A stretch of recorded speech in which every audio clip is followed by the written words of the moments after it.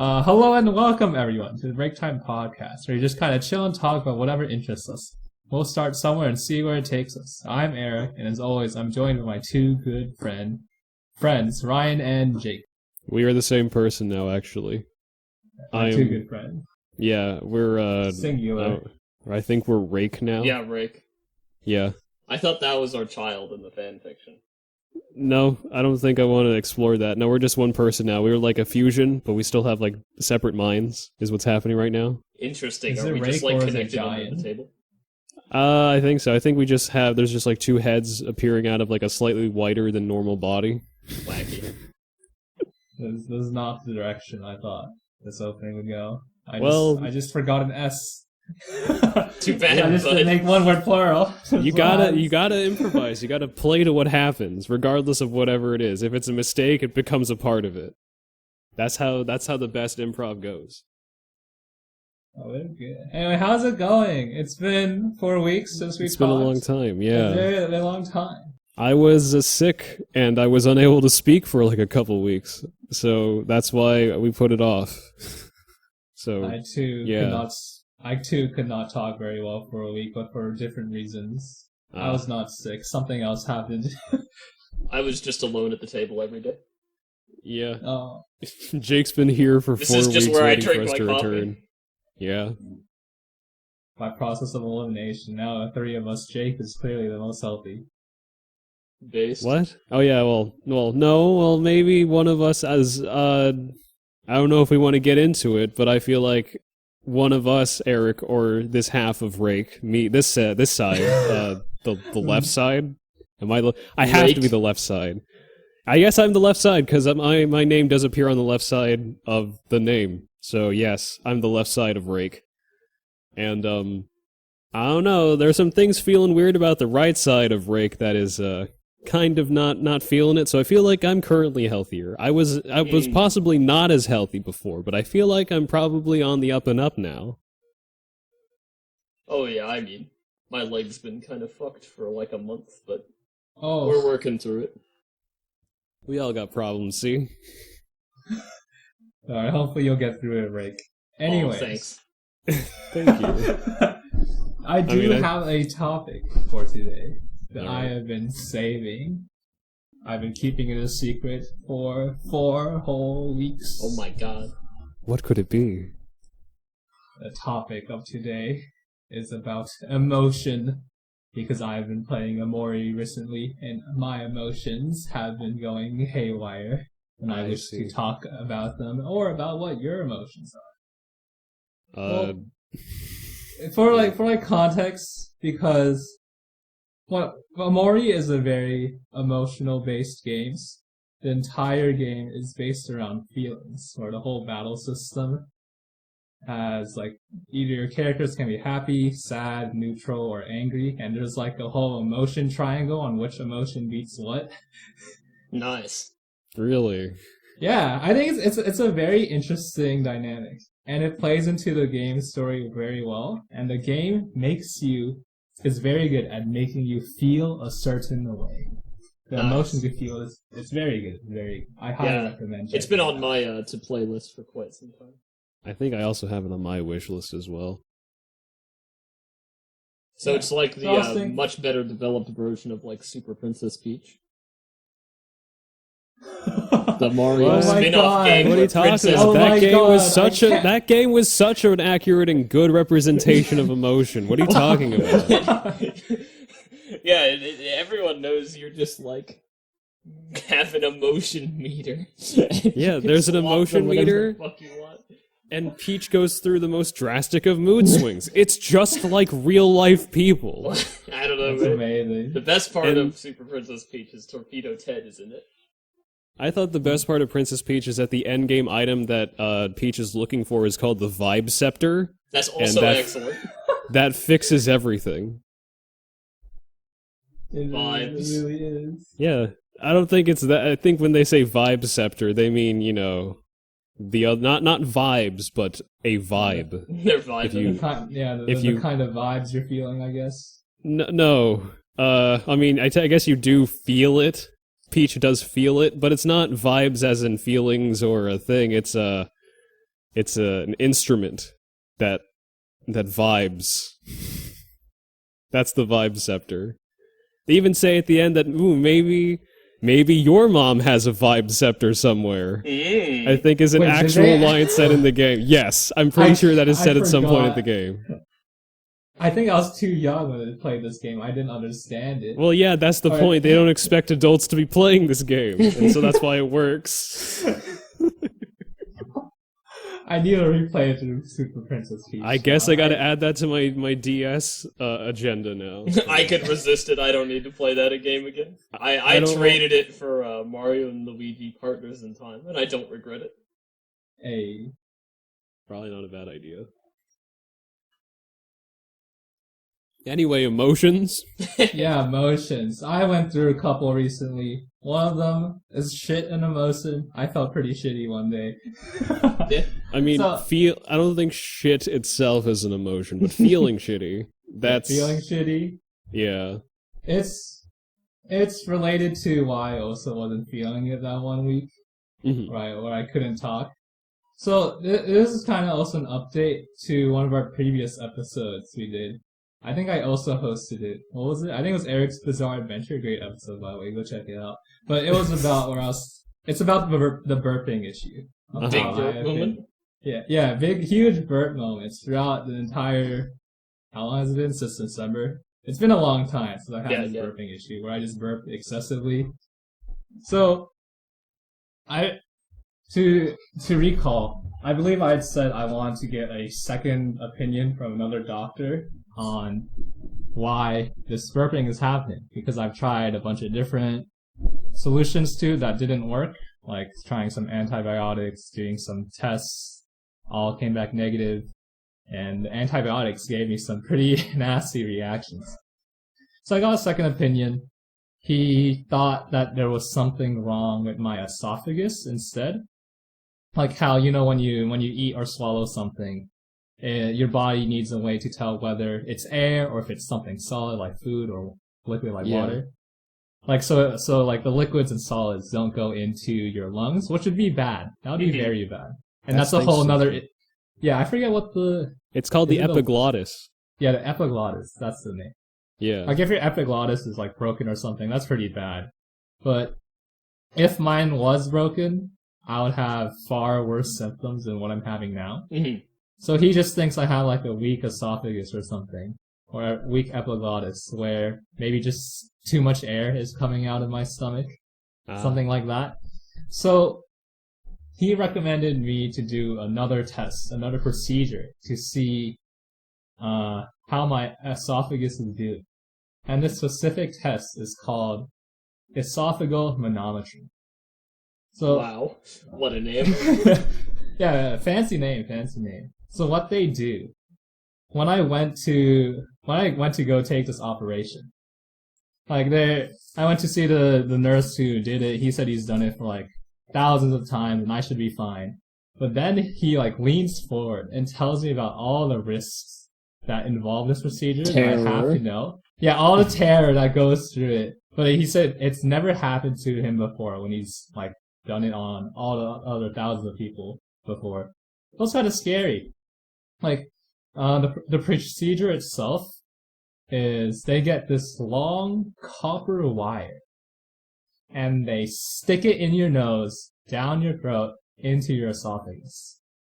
And while this wire is inside of you, you have to he gives you like a cup of salt water, and you have to keep drinking the salt water and trying to swallow with this wire down your throat. It feels very bad. And that's what the wire, weird. Yeah, so what the wire does, the copper wire, since it's made out of copper, it could track on a graph where the salt is in your esophagus and how it travels down when you swallow. So the resulting graphs showed me were really cool, but the procedure itself, absolutely terrifying. So what happens first is he has to lube up the wire and also try to make the inside of your nose numb using a kind of gel called lidocaine, which is like a numbing agent. So The first part was a little easy. It was kind of like a COVID test if you ever taken one. You just get like a cotton swab and he like sticks it up your nose. He did that a few times. With the lidocaine on it just to get like the inside of my nose less sensitive and numb. Because at the very back of your nose, there's like a very sensitive nerve. Like when he touches it, you you just go like, ooh, ooh, ooh. Yes. Like it doesn't feel good when when it gets touched. So he really wants to get that numbed up. And once we let the gel settle in and let my nose get a little numb, he starts to put the wire in. Like he goes slowly. He like maybe sticks a little bit up my nose. Then the next step, he sticks it back towards the sensitive part. And then this is the very scary part. And this was one of the risks he was talking about. How he said it's never happened to him before. But if the wire ends up going down the wrong tube, the tube that goes through the throat, my body can have a bad reaction to it, and the muscles can kind of like squeeze together. I think this is like a reaction to prevent it from going further down the throat. Mm-hmm. But if that happens, it can like get caught on the wire. The wire can get stuck in there or something, and I can't breathe. I won't be able to breathe during that. So he said it's very scary, but it's never happened before, and he knows how to solve it if it does happen. That's still scary. I'm not comfortable with it. The goal is to not have that happen. Sounds awful. Yeah, we don't want that to happen. That would be bad. So to make sure the wire goes down the correct tube, down toward my esophagus, is I have to sip and drink a lot of water as he is pushing the rest of the wire down my throat. It's terrible. I can't reiterate how bad it feels to have a wire that's like just sitting near the sensitive part of your nose. It's still numb, but you can still feel it, right? Yeah. Like, it feels so bad. It is the worst procedure I have ever done. So we're at the point where I have to drink he gives me a cup with a straw so I can like sip it comfortably.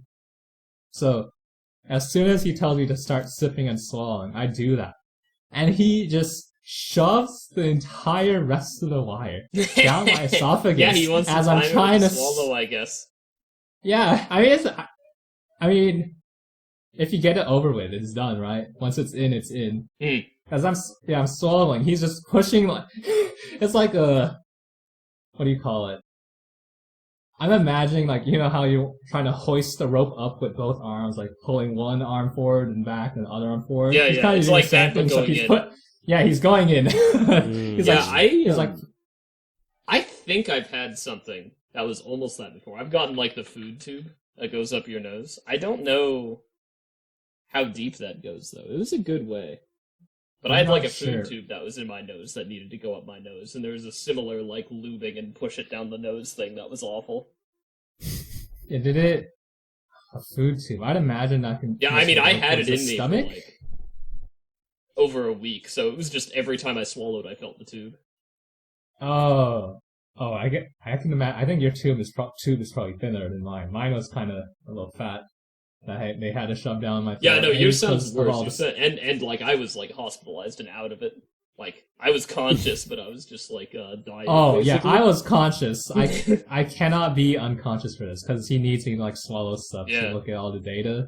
Yeah, that sounds awful. So once the tube is in, I end up throwing up all the water I just drank. He said it's normal, but that also doesn't feel good. Yeah, you drank a fuck ton of water. So. Yeah, because I just drank a ton of water. And like once something is down, this one wasn't salt water yet, but like once something's down there, it's gonna cause a bad reaction. You're gonna just gag up what you just drank. Yeah. This is why I also couldn't eat or drink anything before for like 8 hours because he doesn't want me throwing up. Yeah.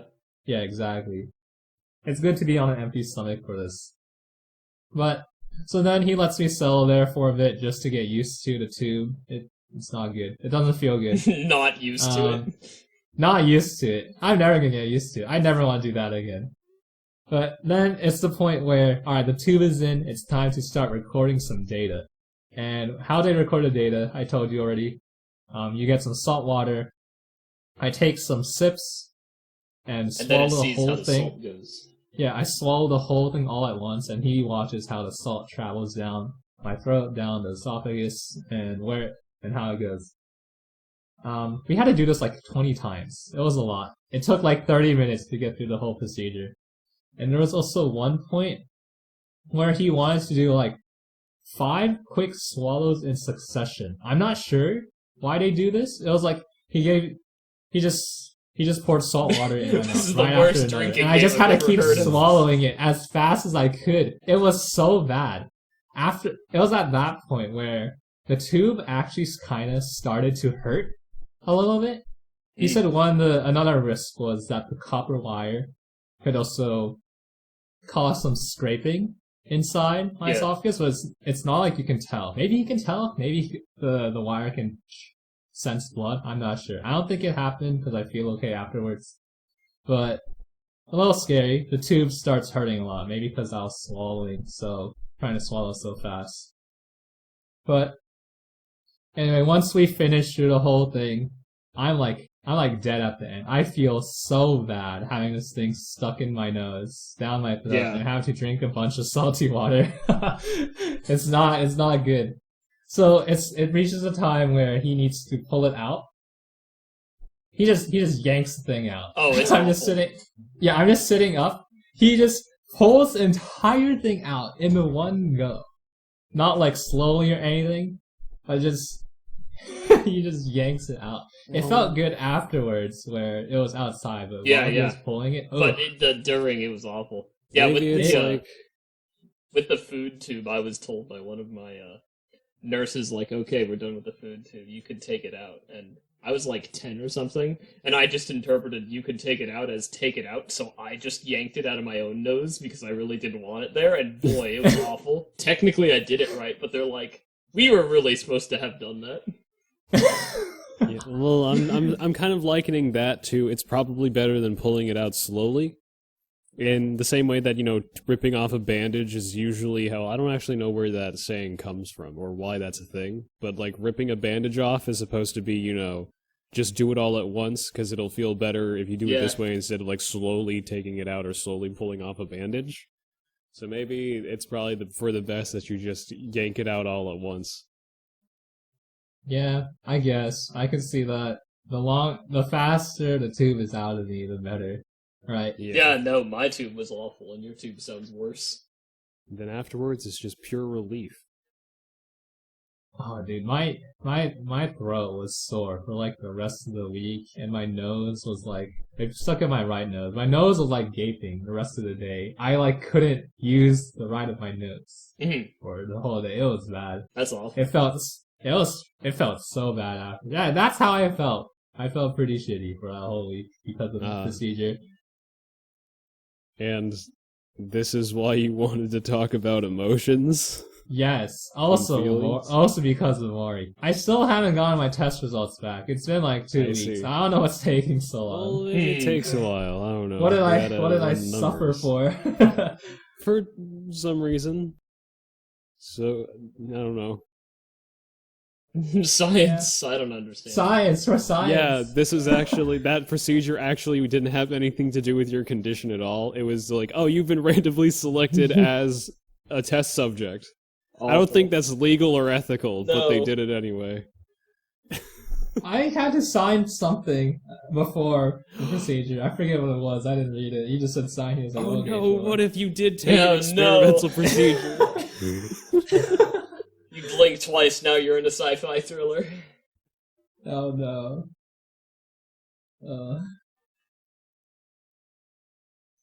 But yeah, I'm not sure what you want to talk about on the topic of feelings and emotions and such. Though. Like anything you've maybe recently felt very strongly about, or something that made you feel a certain way. I recently have been playing a game that I could recommend to no one, because I don't think it's a very good game, but it's just one of those really weird, really interesting games. It's called Pathologic.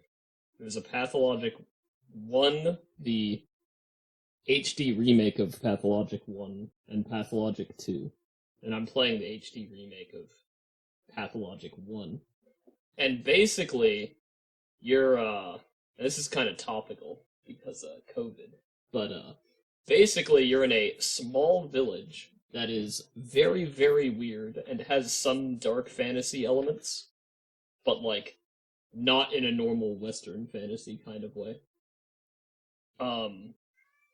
And you're tasked with making sure this awful, awful plague called the Sand Plague doesn't kill everyone.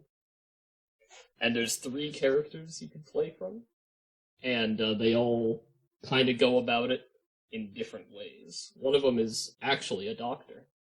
I've been playing as the doctor character. It's really weird. You like walk around this town and make sure you don't die from like starvation or thirst or exhaustion or like the plague yourself, while also trying to like convince very, very strange locals and like try to understand this very, very strange town while also making sure the plague doesn't just like destroy everything. And like all the characters that are plot related can like go in different directions and like die or do better depending on how well you do. It's just weird, man. I mean, so far, for what it sounds like, the game doesn't sound that bad. It sounds actually kind of interesting. I feel like it's gotta be a more interesting game to talk about than play. It's so weird, and it's unforgiving. It's like... It's just so intriguing, you know? It's really... I haven't played any game ever even remotely like it. I guess it's like a atmospheric survival game. And the dialogue and writing, I think the best parts of the game is the atmosphere is excellent, the music is very good, and like the dialogue is like intriguing. Because like the zany locals and stuff like have their own customs and they talk different ways, and like a lot of the characters lie to you, and you like learn varying amounts of the truth. I'm only on the first of 3 characters, so it's kind of interesting wondering, like, are they treating me differently? Because the doctor character is the only one who's actually an outsider to the town, so are they, like, treating me differently? Because I'm not one of them. I'm looking up screenshots of the game. At first, I thought, when you were describing, that it was maybe, like, one big fever dream kind of game. How everything's kind of weird, things seem unnatural. Mm-hmm. Looking at the screenshots now, I can see what you mean by how it looks kind of more atmospheric. Kind of looks a little like horror-esque, a little bit. It's kind of a horror game. There have been no jump scares. And I don't think there are going to be. It's like... I don't know, man. It's just so fucking weird. I feel like I could recommend watching it more than I could recommend playing it, because, like, playing it is just, like, background stressful and mildly frustrating, because it's, like, hard to do quests. The characters all lie to you. You don't know where you're going. And, like, walking is slow, you know? And you're, like, basically just starving to death, you know? It's like you work really hard to get 1 loaf of bread, which will satiate you for a half of a day, and then you're told, but you didn't do the main quest well enough because you spent your time trying to get that half loaf of bread, and also a dude with a knife shanked you, so, fuck. You know? Oh, unfortunate. I hate it when that happens. Yeah, no, it's really... It's like... The game technically came out in 2005, but it feels older than a 2005 game. And this is the HD remake. This is, like, the newer version of it. It's like one of those... You ever play any of those games or watch any of those shows that it feels like the dialogue, while, like, kind of interesting, is, like, intentionally super esoteric? It's like... There'll be an event that happens, and then one of the characters will be like, "The wheels of time move forward. You are but an outsider trying to figure out the ways of our people. Keep your eyes open. Do you really know what you know?" Where they, like, say interesting things that are, like, effectively saying nothing, you know? It's like that's most of the words in the game. Huh. So, a few things, only 2 things come to mind when I think of, like, some, like, an esoteric atmosphere. The first is a game It's called Super Super Benbo Super Benbo Quest Turbo Deluxe Edition. Super Benbo Quest? Yeah, Super Benbo Quest.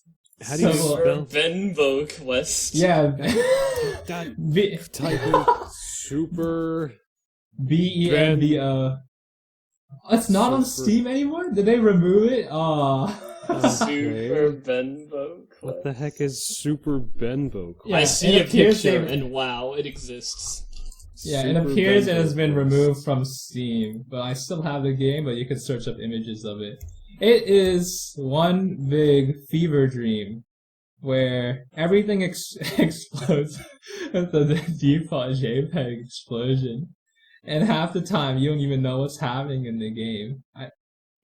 I think it fits like the weird atmosphere. There's like some weird super boss man scold evil bad guy you have to beat, something like that. It's been a while since I played it. I don't even remember why I played it or what happened during it. But I think this could also be an interesting watch. Super Benbo Quest. I recommend watching instead yeah, of like playing one of those it. games that's like so interesting to think about and talk about, but like while you're playing it, you're like, am I really doing this? Like, why am I here? It's like I bought it because I thought it was funny, but I actually playing. I was like, what is going on? My brain can't process it. And I just thought of another example. The other one would be, is it Super Pony Island? Oh, I've played that. Yeah, Super Pony Island. Oh, that's on my to play list as well. Yeah, I forget if Super is in the name. It might just be Pony Island. Oh, it might just be called Pony Island. Actually, I have it in my library, right? Or is it called Super Pony Island? It is just Pony Island. Yeah. Yeah, I don't want to talk too much about this game since Jake hasn't played it. I think it is something you experience for yourself. Thanks, Eric. That's all I will say. Oh yeah, it's quite a trip. It's also made by the same guy who made Inscription. So nice. Yeah, I've somehow been not spoiled on it, even though it's been in my Steam library for like 5 years. Yeah, it is a journey, and it's only $5. It is. I recommend it very highly. But the last of the examples I thought of were like something that just feels weird to read, or read, watch, listen to, whatever. Would be Chainsaw Man. Chainsaw Man was a pleasure to read. I enjoyed it. That is on the brain of most people. I think some trailers for the anime series have been dropping. Yeah, the anime is coming out in the fall season, October. I'm super excited for it. But if you see the style of how the author of the Chainsaw Man series writes and draws, yeah, what's their name? I think it's Tatsuki Fujimoto. It is like a very unique, almost kind of charming but also grotesque art style, where you can really see like the emotions behind people's faces when they talk. But the dialogue is also very weird at some points. It's like, I guess, without spoiling anything of the plot, it feels like it's written. It's like, first off, the art style and the general like choreography, I guess, the greater orientation of the art. It's like somewhere between like shonen anime and like skateboard shop, you know? Like, think of the giant mouth that's like going black, you know, or whatever, or like the skull that's on fire, whatever, Rolling Stones, you know. Yeah. It's like skateboard shop art, but like also shonen battle anime stuff. And then the plot is just like written by someone who just like actually doesn't care about plot. It's like they came up with a very, very, very unique, weird world idea, and then is like, okay, this thing happened in this world, and then they just kind of followed what they decided would happen, and like, that's what it is. It doesn't feel like a plot. So just like that combined weirdness, I think, is a lot of the shock factor of it. I think it's a very unique art. No others go. And it's part of what makes it interesting to read too. I'm always excited for when the new chapter Chainsaw Man releases. It's recently started releasing on Shonen Jump again. They're on, I guess you call it. Oh, they're making more chapters? Yeah, they're on the manga. They just started the next arc for Chainsaw Man. Honestly, I'm kind of upset. I'd hoped it was just over. I thought it just kind of ended, and I was happy. You'd think. But pranked. That's not how manga and anime work. Yeah, bummer. Once you have a popular series, you can't stop releasing stuff, even if it's at the detriment of the series. Yeah, they got me. It's like sometimes they turn out good. Like it got me the same way with Megalobox. I remember saying and thinking, I hope they never make Megalobox 2. And then they made Megalobox 2, and it's just in a radically different direction. It is. Like, I guess it's okay. It's different. He's like it's called Nomad, so yeah, he's just kind of wandering around. It's very much like a Yojimbo kind of thing. I don't know if you guys know the Kurosawa film Yojimbo. Yeah. Or Yojimbo, but the guy wanders around and kind of just fixes problems that are along the way. He helps people out. That's kind of like part of what Megalobox Nomad is just him running around and he's all like, the Mexican population of Japan are being oppressed, and so let me help these guys out a little bit and things and things like that. It's so weird. It's like it's the official sequel, right? But it kind of feels like just a really well written like fan story with just like a character with like a couple characters from Megalobox in it. It's like it's good, but it's like really, really, really not Megalobox. Yeah, I mean, I would have been totally fine if Megalobox just stopped where it was because it ended in a pretty good place. It did not need to be. It did not need to be. Oh yeah, that storm destroyed the gym, and now everyone hates Joe, and now he's helping the Mexican population of Japan. Yeah, I didn't see that one coming, Chief. Yeah. Yeah, I feel like once something gets popular, people want to milk it. I think probably one of the worst, actually two of the worst examples would be Boruto and Seven Deadly Sins. I would argue, actually, Boruto is actually bad. Naruto ended. They should have just let Naruto end. Yeah, they should have let Naruto They should not have done this weird thing where everyone had kids in the same year and they're all classmates. Because that's really weird. And also, it takes away a lot of the stuff with, these characters are essentially just as powerful. Like, they're starting off at a more powerful point than their parents did. And it feels like, man, they're not really earning this stuff, are they?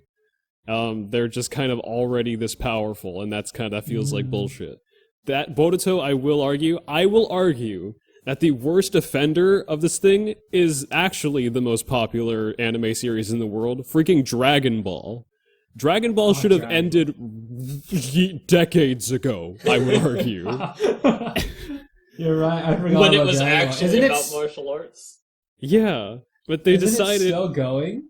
There was a new movie that released recently. Oh my god! It doesn't do any.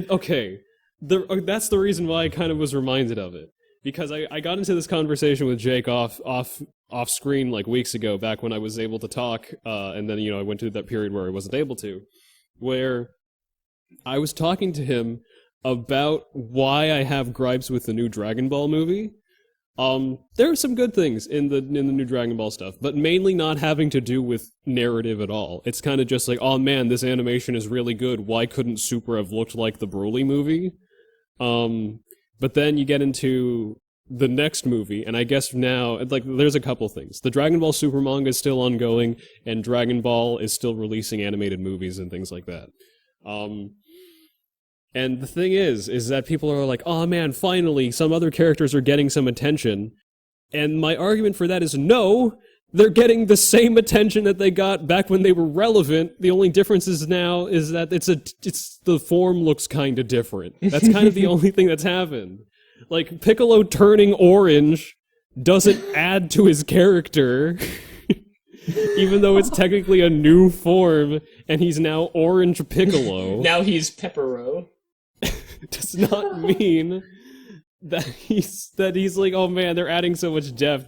They're giving love to this character. No, they're doing the exact same thing they did. Like, what is it? Gohan. The new Dragon Ball movie was focused on Gohan, and I was kind of excited because I'm a fan of Gohan. I am of that camp of people who thought after Gohan defeated Cell in the Cell saga of Dragon Ball Z, or just Dragon Ball in general, that Gohan should have been the main character, and the Buu arc was going to be him exploring it, and Goku should not have taken over. However, some gripes I have with the new Dragon Ball movie, and sorry, because the dub for the Dragon Ball movie for the new Dragon Ball movie, might I add, the name of the movie is Dragon Ball Super Superhero. Oh my god. Because, Dragon Ball Super is the name of the series, and Superhero is the subtitle for the movie, right? So this movie is supposed to be focused on Gohan, because they're like, Goku and Vegeta, they can take a backseat for a while, right? And so Gohan was supposed to be the focal point of the series. The problem is, and I hope you guys don't mind spoilers for this new movie. That's okay. I've decided I'm never going to watch Dragon Ball Z or do any Dragon Ball. He's the big bad of the superhero movie is not mentioned at all in any of the marketing. However, the big bad in Dragon Ball Superhero, the movie where Gohan is supposed to be the focal point again, is Cell. So essentially they're doing something similar where they did the Resurrection F movie in which Frieza is resurrected and then killed again in the same movie. And also there's a bunch of stuff there because like Super Saiyan Blue doesn't really make sense because it's the only thing it does is that it's a new form and there's no work, there's no impact behind it. It's just like, oh no, Goku and Vegeta look different now. Now their hair is blue when they turn Super Saiyan. So you're telling me it's like Marvel and DC. We have the greater Dragon Ball universe and they can revive and kill villains whenever they want.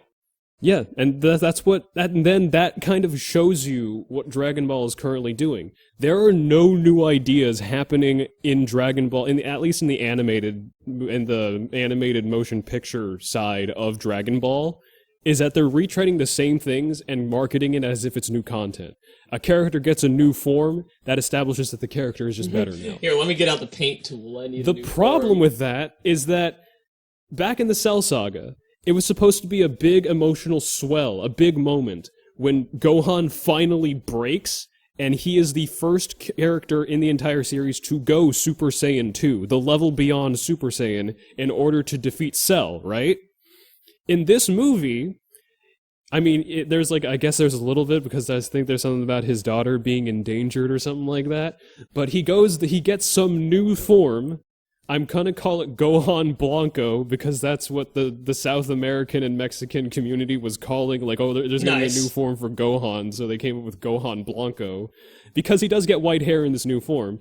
He gets a new form against Cell, and this is supposed to be him reaching his full potential and finally breaking his limits for real this time, maybe? And so it's so you're telling me it's the movie, but again. It is. It's the Cell Saga, except it's different, and he's an adult now. That's the only thing that's different. And it doesn't matter that he has a new form, because it doesn't matter that he has a new form. It doesn't matter the character development that he goes through, because it's the exact same thing as the thing he went through when he was fighting Cell the first time. So literally no new ground has been treaded.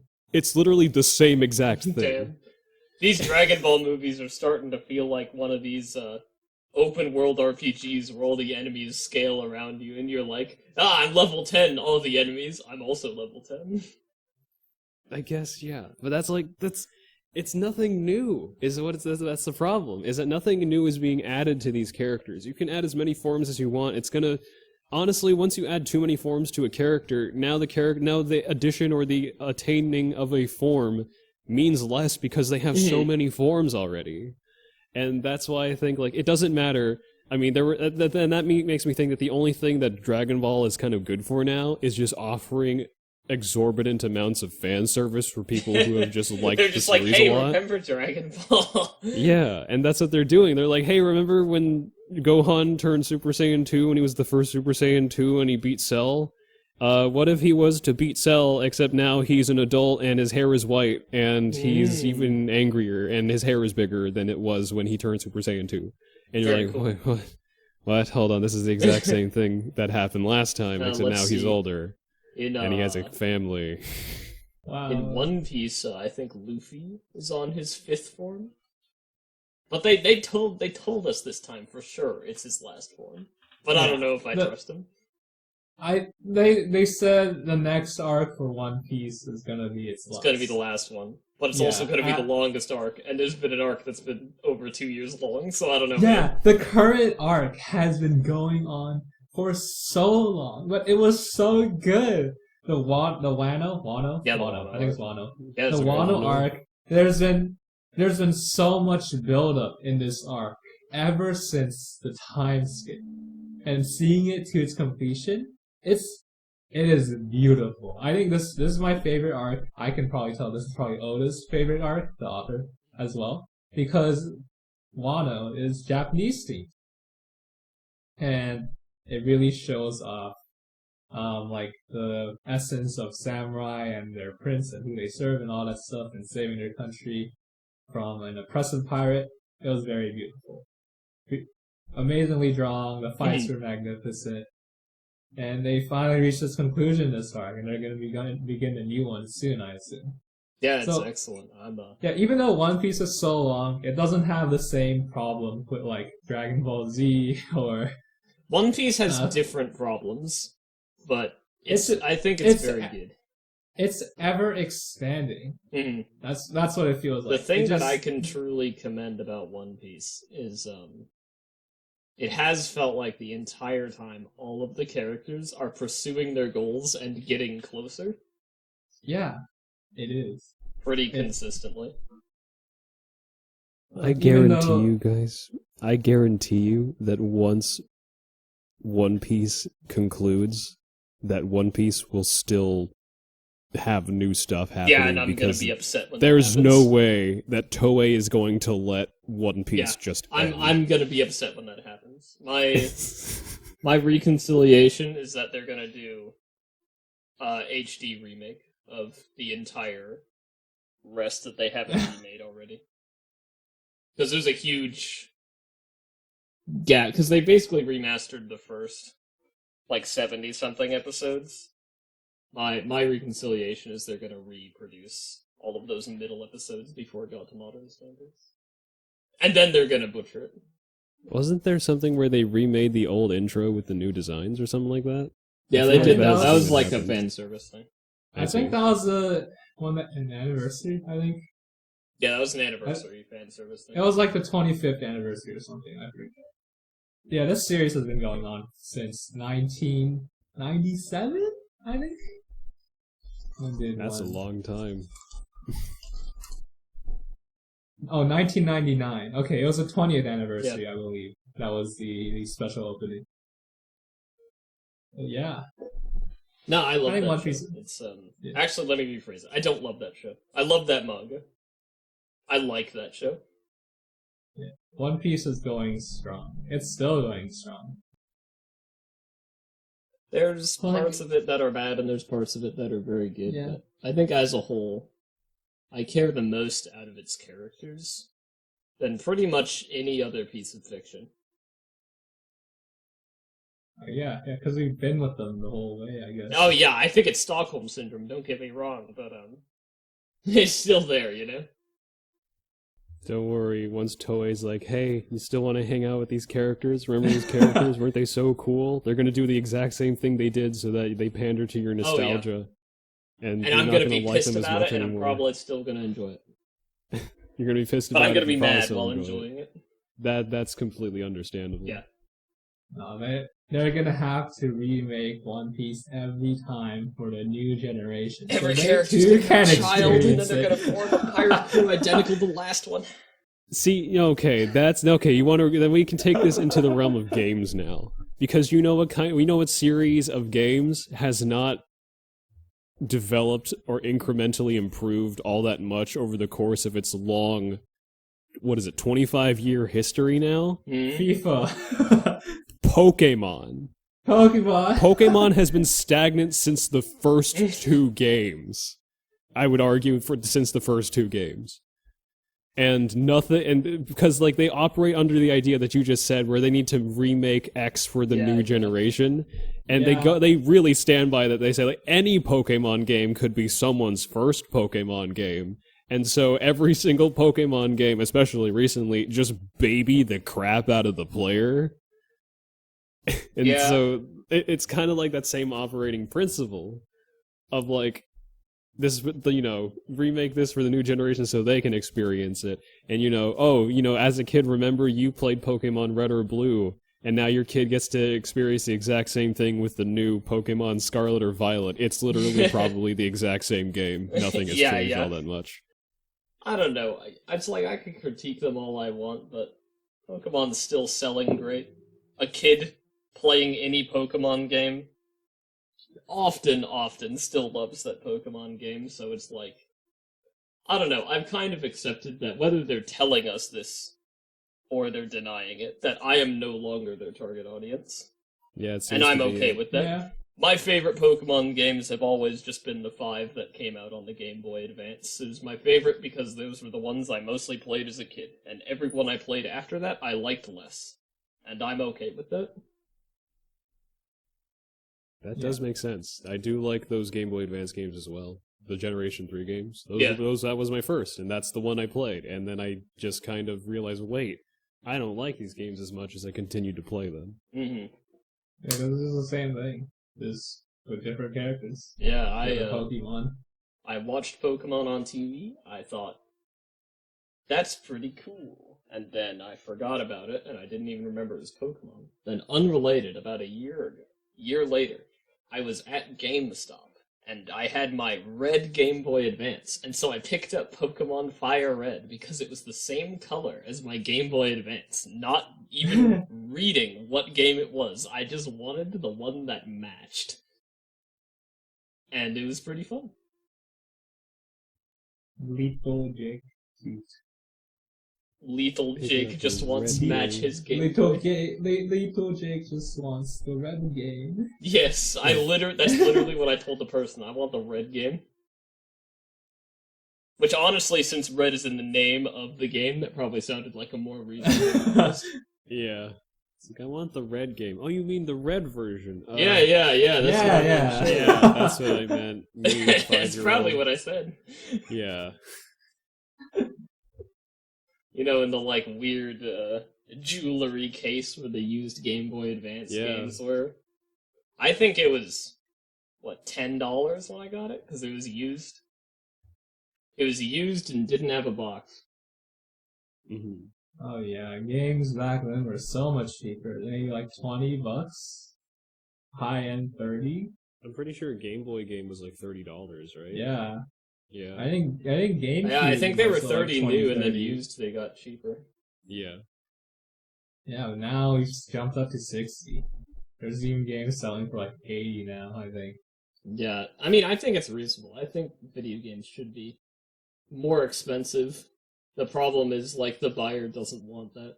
Yeah, for like how much content and entertainment it provides, I do feel like some games should also be more expensive. What are you talking about? I think AAA games should be $90. What do you think a season pass is? That's them making it $90. But yeah. Not. Although sometimes it feels like you do get gypped because if you don't have the season pass, then there isn't enough content to warrant the $60 price tag. And then I'm just not gonna play the game. I'll play something else, right? Yeah, that's how it works. If you realize, like, I don't know if I'd enjoy that game all that much. Well, gonna go pick something else. Yeah, honestly, like, my dream, right, is that some, like, AAA studio, like, let's pretend, like, I'm Rockstar, right? It's like, instead of, like, how we've been working on, you know, GTA 6 for, like, 10 years, literally billions of dollars of budget. My dream is that someday, like, a game company of that scale would just be like, we're gonna split our team into, like, a shit ton of projects and just make, like, with that amount of budget, just, like, 30 low-stakes games that can be, like, more experimental and see if any of them, like, go off. Even, like, half of the company. Like, half the company could be their ridiculous AAA monolith. But I just want them to, like, use that budget to make a whole bunch of more experimental things. I just want, like, a game company to be like, what if we made a bunch of littler things, you know? Like AA, or smaller games that are just, like... Or it's like they don't even need to be, like, a cheaper game. It's just, like... I want a company to put their eggs in more baskets so they don't have to make the safest bet possible 100% of the time. Well, that's the current landscape. That's the problem. The whatever CEOs, publishers, they don't want to take those risks. Oh yeah, and it's strictly a better business decision to be like GTA 6. It's like GTA 5, except there's a 6 on the... We're investing our entire company into this one game, but it's okay because it is literally guaranteed not to fail. Because just of the sheer amount of branding behind it, the sheer amount of budget behind it, that just the pre-orders will already make us profit. So the quality doesn't actually matter. But people will like it because they just want to play GTA 3 for the 5th time. Or the 6th. Oh yeah, GTA 3 for the... Because GTA 3 was the advent of 3D, right? Yeah. Yeah. That was when they decided it wasn't, like... weird top-down arcadey game. Yeah. Yeah, I don't know. That'll never happen, though. It will. Yeah. Well, you can always be hopeful, but that's why we have, AA and indie developers. Yeah, that's pretty much what. Well, I like them better, but see, the problem is like they can't do that same thing. Like for an indie developer, it's like they're still investing 100% of their company into this one basket, but like they're riskier, and that risk is just like if it fails, they're not a company anymore. Mm-hmm. You know. Mm-hmm. It's like every one of these layers is putting 100% of their eggs in one or two baskets. Yeah. I guess, AAA companies are the ones who could probably... They're the only ones who could, like, really actually do that. Yeah. But they won't. No, they won't. I guess they won't, yeah. Every once in a while they release, like, a new IP, but it's just, like... It's the same The vast majority of the time, it's just a different one of their games with different characters. There's quotes around characters, like Ubisoft released, Watch Dogs. Oh, that's what I was about to talk about that. And it's like, this is Assassin's Creed. And all the critics were like, this game is bad for a whole bunch of reasons, and it's uninspired and uninteresting. But we like the new theme, and it's a great way to start a new IP. Like, with the exception that the first version of an IP needs to be dog shit. Yeah, you're just trying to find their legs, That's how game development works. But yeah, that's what I was about to mention. Watch Dogs. I remember when they tried to make that guy. I don't remember what the heck was his name. It's some trying to be cool white guy name. Like Aiden Pierce, I think, was the name of the main character, and they tried to make him the face of the company, or make him like, oh, he's such an iconic character. Don't you love him? Yeah, it's the new Mario, dude. And it's like he's just a guy. There's nothing striking about this guy. Why are you trying to push this guy so hard? And I mean, I'll even branch out and say, Cyberpunk isn't really radically different than Witcher. It's just a different theme. Yeah. It's like, I don't know, I understand that that's what a company is, built around, and it's their branding. Like, if we make multiple games, they'll probably all be fighting games. It's just a sad inevitability. It's like, for indie games, I understand why you specialize in it, because you're finding your niche. But, when you're a AAA company, there isn't a niche. You're the overlords, dude. Just establishing here, I would totally be open to making things other than fighting games, but also I like fighting games a lot. So it's possible that a majority of what we will produce, if we, get that far, is fighting games, but I would totally want to do, a character action game, too. I think that'd be fun. But of course, it's like, I'm mostly addressing AAA companies, I suppose. Yeah. With indie games, indie devs, it's different and weirder. But with AAA, it's like you have so much fucking budget. It's like when they want to take a risk, they don't actually take a risk. They just buy an indie company and say, make your indie game, but it's ours, and then they immediately disassociate if it flops. And if it does well, they're like, okay, now you're only making Ori and the Blind Forest for the rest of your life, That makes what Microsoft did. That's what they're good. Okay, that's what a lot of things happening at Activision and Blizzard was doing, right? Like that one guy, what was his name, Bobby Kotick? That one guy who was paraded as the devil on the internet, and then he couldn't get a date, but he's also like some high up ranking guy in Activision Blizzard. Essentially, his business plan was to just milk all the franchises for what they're worth and then leave. yeah, it's just like, yeah, just run nice IP. Let me cash that out. All right, bye. All right, you are now worth less than the dirt you stand on. Okay, goodbye. And that's what happened. That's why Overwatch 2 is literally just a graphical upgrade of Overwatch 1. It's like not even necessarily that all these sequels are always shitty. It's just like it's like a proxy war, dude. These AAA companies only invest in like tiny companies, and that's how they like take any business risks. Yeah. But then, if nothing happens with you, they just kind of absorb the staff into the other departments, right? Yeah.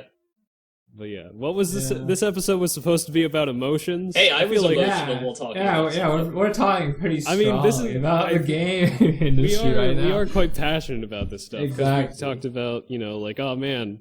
I mean, I guess part of it is, people trying to play to your emotions, your sense of nostalgia with the like, oh look, remember Dragon Ball? Eventually, remember One Piece? Wasn't One Piece so cool? Yeah. Or remember Boruto? He's like Naruto except better, right? Yeah, in the year 20. because there's a B in his name. B for better. The year 20XX when we're on Galaruto. Galaruto. I can't wait to meet him. Or my favorite Jaruto. My favorite thing is shortening their names to Nart and Bolt. Oh no.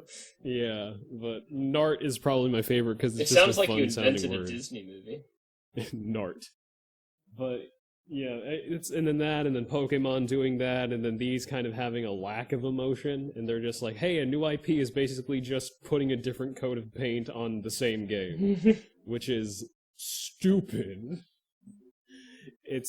And that's a lot of the things that are, with AAA titles or game developers, I guess, is that, they just kind of see it's up to the people lower on the ladder, the indies and the AA's, to find the stuff that works, and then AAA's are like, oh, this stuff works, let's do it too. Yeah. And then they do it, and then it becomes immensely more popular because they have the finances to back their game or something like that.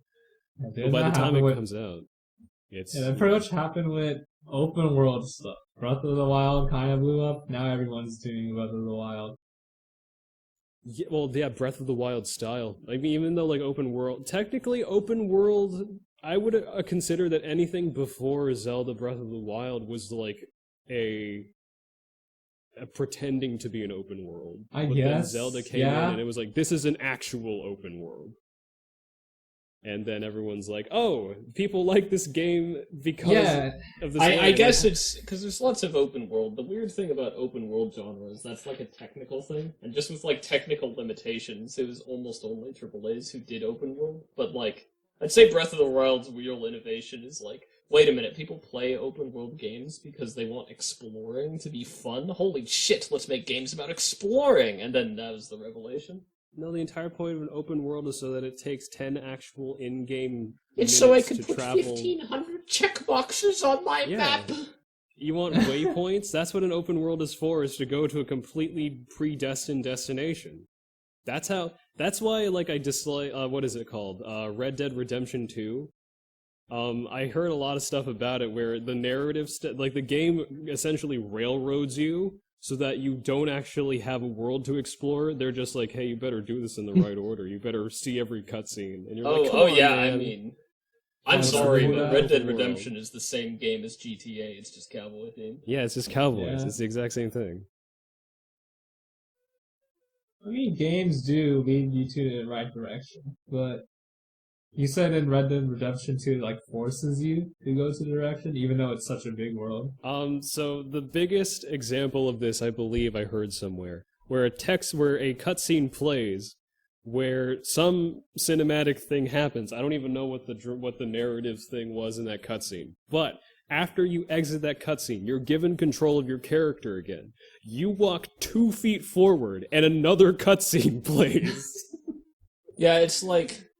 The weird thing about, like, Rockstar games in particular is there's a hyper-linear story with story beats and missions that, like, has an interesting rhythm to it, and it's pretty good. But, like, where you start each level is an open-world game. Think of it like you're playing, like, Super Mario Bros. 3, you know, World 1-1, World 1-2.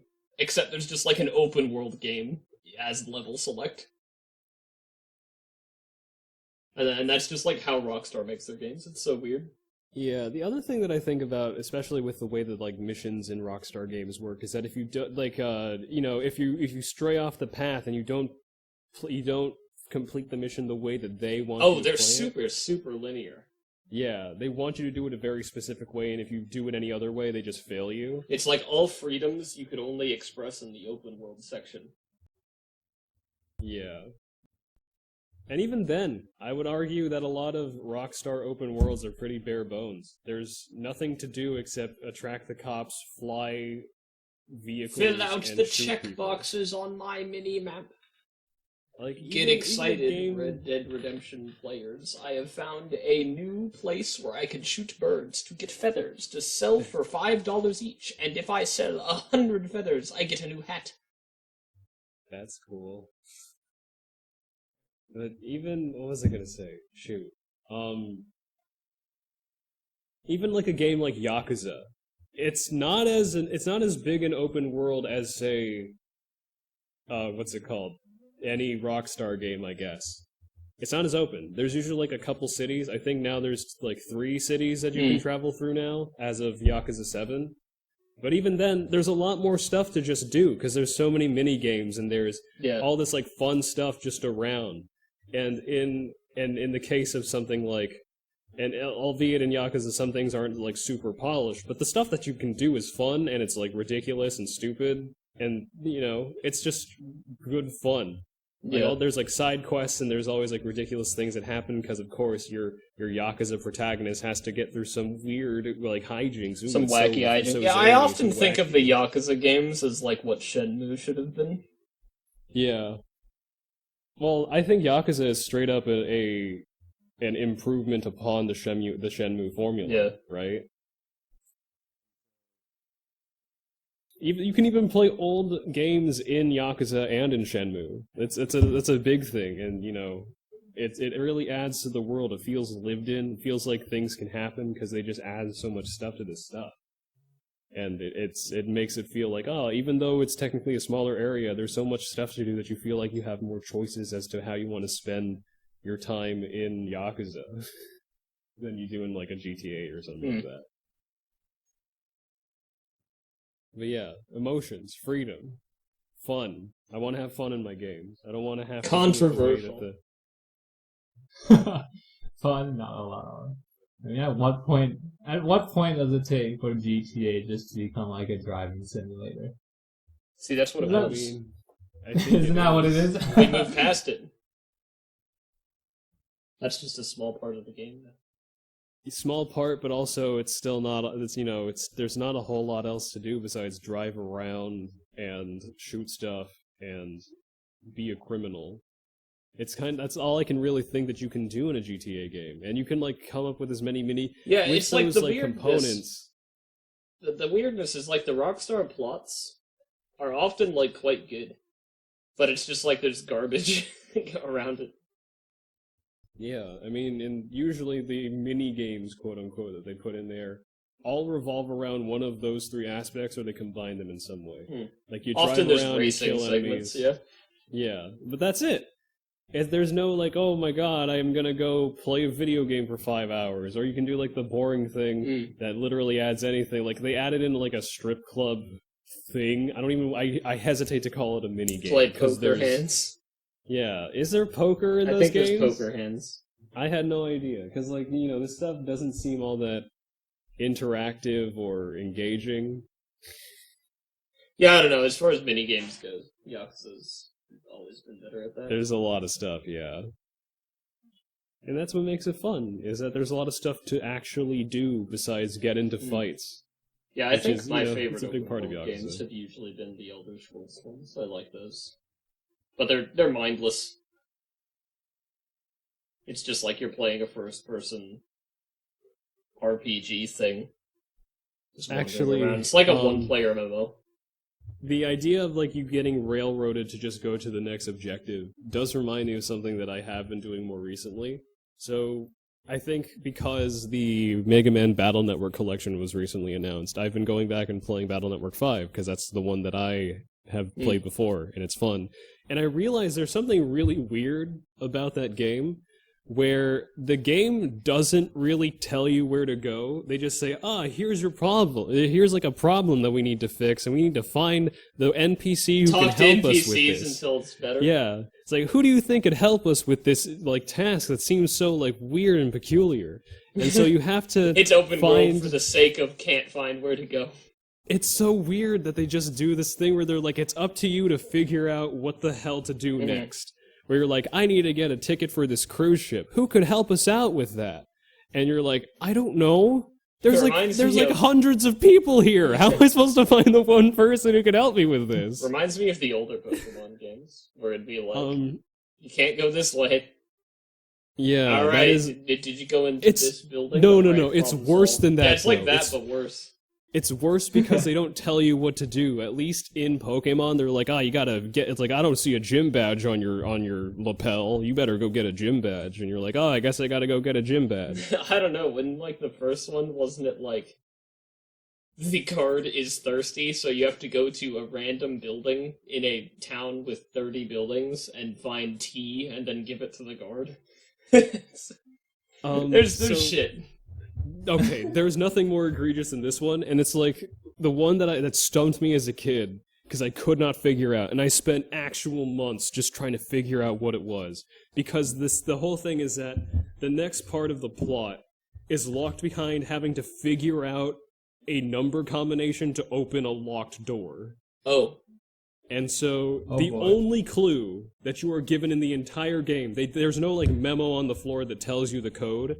There's something happens. There's an emergency on this. So once you get on this cruise ship, because you got to talk to a certain person in order to get a ticket to get onto it, so you can complete the rest of your mission because you need to get on this cruise ship. Someone causes a problem on the cruise ship, and the door to the engine room is locked, and so you need to get the code you need to figure out the code to open the lock. And the only person who gives you any shred of evidence as to how to figure out what the combination is this guy who knows the code, but he's like kind of hard. It's like he's not really like fully remembering it. He just remembers the mnemonic that he came up with to remember the code, and so you have to decipher this mnemonic. Very cool. Thanks, and that's guy. the only thing they give you. This is the reason why I'm actually fine with Pokemon trying to baby their players through the plots on how to do everything. Gotta get this. But no, this is a weird thing. No, because I've been in that situation before where I'm playing a game when I was young and I just don't know how to progress through the game. Like I'm just stuck there for hours or maybe days or a week even. I have two. One of them was just me being dumb. The other one I just couldn't figure out. The first one was when I first got The Legend of Zelda Wind Waker, the Toon Link one. Yeah. I didn't know you could save in that game. So every time, alright, let's say I play Wind Waker a bit, I stop. I didn't know you could save. I just turned the GameCube up. Then wanted to play it again. I don't have saved it. It's just, I have to make a new game. So I start from the very beginning. And then I play through up to the same point again. Then I stop and I didn't save. And guess what? I still don't have save data. Just didn't see the continue game option? No, you had to go into a menu to save, and I didn't know that. I don't think I knew what saving. I didn't know what saving was at that point. I want to save someone. Can I does this statue let me save someone? Yeah. You saved the statue, and you're like, oh yeah, cool. I guess that's what it is. Yeah. The other point where I was stuck for a very long time was in Paper Mario: The Thousand-Year Door. It was not an issue with saving, because they specifically spell it out for you. You have to hit this block with this giant S on it that's also glowing to save. And once you hit it, you'll be good. But there was a point where uh where you lose your entire party because someone stole your body and you become like this shadow person. And to get your body back, you have to find the person who stole your body. And you have to guess his name. Yes. The thing is, they don't tell you his name. You have to find like a bird hidden underneath a castle that knows his name to say it for you. And you're given this new party member. And I didn't know this. But with this new party member, it was like in one line of text that if you missed it, you would never know what to do. But if you use her ability near a bird, like her ability is like to hide and go into the floor. If you use it near birds, the birds will gossip about a bunch of stuff, and that's how you figure out his name. Because I got to the point where you meet the bird at the bottom of the castle, but I didn't know what to do. I thought it was just some like random NPC. So I spent like days trying to just randomly guess his name. Cursed. As a kid. Yeah, I played 1,000 Year Door, that one, as a kid too. I just never got past the second world, where you got the little mouse people and you needed to do all these like weird weight puzzles and like free them from the prison. I never got past that as a kid. I didn't make it that far. Oh my god. There was I can think of another point where I got super stuck. It was also in the Paper Mario game. On the Wii, the Super Paper Mario game. It was in the second world. Was it in the desert place where you have to like hit the block in certain patterns? No, I somehow figured that out. I don't know how I found that one, but I managed to do it. I think the puzzles in this game are pretty hard. But it was in the second world, the second level in the mansion. No, the third level in the mansion, where you go in debt for like 1,000,000 rubies, and Mario becomes a corporate slave and needs to work off his debt. Apparently, I didn't know this when I was playing it, but apparently there's just a safe you can open that just has 1,000,000 rubies in it, and that's how you clear a level. But I didn't know that. I ended just up thought you had out. to become a slave. Yeah, I just literally I would just hold down the button just to run on a hamster wheel to generate power to make some rubies until I could eventually reach 1,000,000. And eventually, like you can do it, you can manually do it. But what happens is the end of the block, the little block that ends the level is behind some iron bars. And you can't reach it without a certain party member, which you're supposed to find in this level. I never found that party member until after I cleared my debt. You did it the hard-working way. I did it the hard way. Yeah, because you're supposed to use this party member to also steal the 1,000,000 rubies from the vault, and I didn't know that. I can't believe it. I worked off my debt. The fact that that's in there and that's a possible way to actually beat the game, that's fun though. The fact that there are multiple different ways to... But it doesn't let you beat it. You still have to go to Yeah, you still have to find a party member. You can't beat the level without getting him. They specifically lock the end of the stage behind the gate that you can't get past without him. I see. Kid me was dumb. This is why you need to baby me in the games. I like a little... I mean, it depends, though. Like, a little guidance is fine. I wish there was, like, maybe like a Navi, but better. Like, you could ask her for help, like, if you're coming back to a game after taking a long break and you kind of forget what to do. Like, either maybe, like, a party member that can help you remind stuff, or maybe, like, a journal of some sort, something like that. I think is good. I think occasional hints if you're like stuck on a puzzle or something for a very long time is also fine. As long as it's not too hand-holdy, but it knows when you need help. Does that make sense? Yeah. Yeah. I would like just a feature in a lot of those games where it's just like detects that you haven't progressed anything for like 20 minutes and it's like this guy needs a hand. Yeah. That's what like Navi was supposed to be in Ocarina of Time, right? I don't think so. It was more so. I don't know. I thought she just gave you hints on enemies. not how to like not on like where you need to go and stuff like that. Yeah, I guess I don't know. I don't know. I never played that game. We're too old. We're too young to have grown up with Ocarina of Time, I guess. Yeah, it was made before us. I've only played the first Legend of Zelda and Legend of Zelda Spirit Tracks, both of which I am told are just really not what Legend of Zelda games are now. I enjoyed. I loved the two on the DS. Yeah, I love Spirit Tracks and Phantom Hourglass. Yeah, both of those are so fun too. I think those are my first Zelda games, actually. Mine was Wind Waker, the one I got stuck on in the tutorial for like a week until I figured out you could save. For most of my life, the only Legend of Zelda game I played was the original Legend of Zelda, and it was like, I want to say it was like WiiWare or something in some way. Maybe was it like yeah, it was like Virtual Console or something. Oh.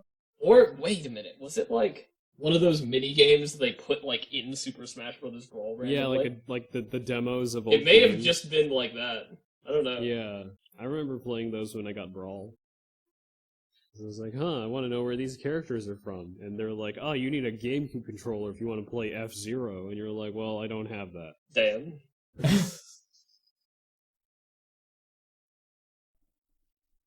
I'd say we are just good on time. So you can watch and listen to us you can watch/listen to us live every Saturday at twitch.tv/ShatterPointGames starting at 3-ish p.m. PST. Sometime, maybe we'll stream live one day, but if you can't make it, no worries. New episodes go up on Mondays at 12 p.m. PST on your favorite podcasting platforms, as well as on YouTube at youtube.com/BreakTimePodcast. Follow us on Twitter at ShatterPointGS if you want.